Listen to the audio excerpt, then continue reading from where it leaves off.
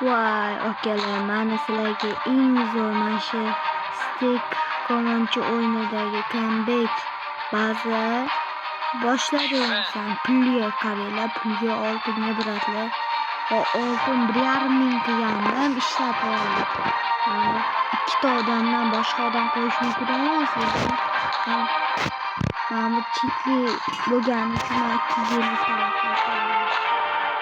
Odamlar hakkalaydi. Boshladi. Bunaqa Rislar komandasi ko'p.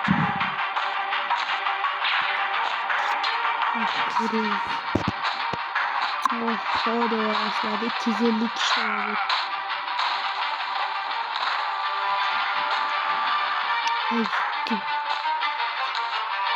Oxiriga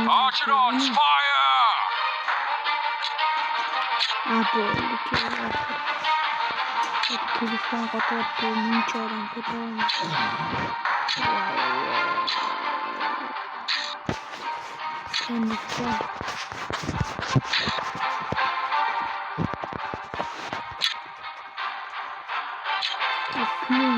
Lekin odam 250 kishidan ko'p bo'lmas ekan.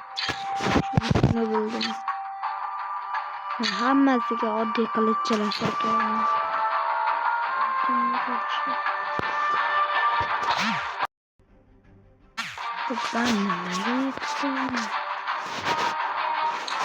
Bo'pti,